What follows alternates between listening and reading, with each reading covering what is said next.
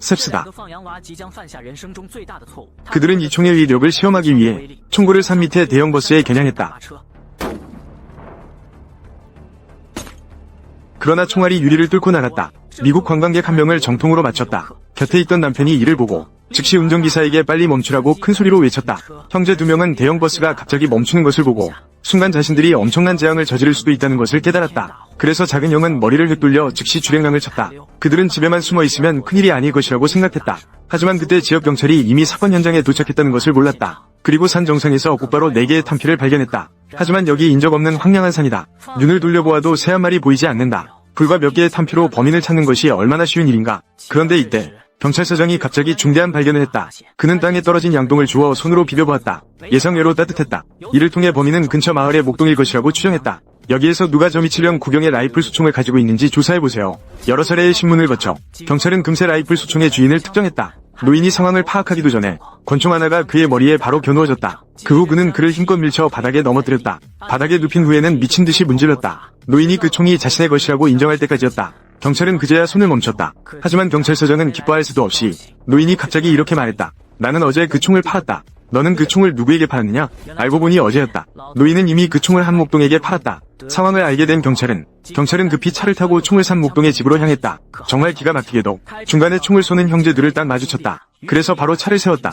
형제들에게 목동집 가는 길을 물었다. 형은 일이 탈로 났음을 깨닫고 두려워서 입을 열지 못했다. 그때 대담한 동생이 머리를 돌렸다. 갑자기 대담한 아이디어가 떠올랐다. 그는 손가락으로 자기 집과 반대 방향을 가리켰다. 몇 개의 큰 산을 넘으면 도착한다고 거짓말했다. 만약 네가 날 속이면 돌아와서 내를 거세야겠다.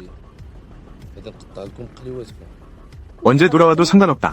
경찰이 방향을 바꿔 멀어질 때까지 형제들은 바로 돌아서 토끼보다 더 빨리 달려버렸다. 왜냐하면 그들은 경찰이 결국 찾아올 것임을 알았기 때문이다. 그래서 서둘러 집으로 돌아가 아버지에게 모든 것을 잘했겠다. 이는 아버지를 매우 화나게 만들었다. 아버지가 바로 큰 뺨을 때렸다. 형제들아, 빨리 댓글에 666을 달아라. 하지만 이것은 결국 자신의 친아들이었다. 침착해진 후 아버지는 놀라운 결정을 내렸다. 그는 짐을 챙기고 총을 챙기는 모습이 보였다. 아들과 함께 경찰의 검거를 피하기 위해 깊은 산속으로 도망칠 계획이었다.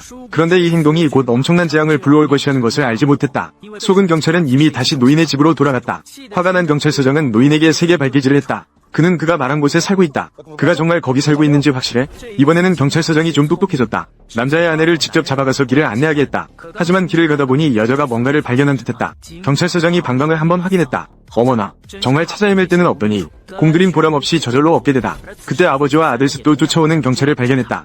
그래서 급히 발걸음을 빨리하여 산 정상으로 도망쳤다. 경찰은 상황을 보고 전혀 소홀히 하지 않았다. 결단력 있게 무기를 움켜잡고 세 사람에게 미친 듯이 소화됐다. 어쩔 수 없이 아버지와 아들 셋은 돌 뒤에 숨을 수밖에 없었다. 겁이 많은 형은 눈앞의 장면에 겁을 먹었다. 이 시점에서 그는 빨리 집에 가서 엄마를 찾고 싶어 했다. 그러나 두 걸음 뛰었을 뿐인데 경찰에게 총에 맞고 쓰러졌다. 동생은 상황을 보고 주저하지 않았다. 결단력 있게 총을 장전하고 경찰과 맞섰다. 그리고 이 총알은 경찰을 완전히 분노하게 만들었다. 경찰은 세 사람을 향해 사력을 다해 소화되었다. 이로 인해 형이 다시 총에 맞았다. 아버지는 상황을 보고 급히 큰아들에게 달려갔다. 그리고 그를 품에 안고 울음을 터뜨렸다. 동생은 형이 제때 치료받을 수 있도록 결단력 있게 예상치 못한 행동을 했다. 그가 바닥에 떨어진 라이플을 주워드는 것이 보였다. 돌에 총을 부수었다. 그리고 두 손을 높이 들고 경찰에게 다가갔다. 혼자서 모든 책임을 떠맡았다. 내가 그 미국인을 죽였고 너희에게 총을 쏜 것도 나 혼자다. 나를 죽여도 좋으니 제발 내 형은 살려줘. 그는 아무것도 하지 않았어.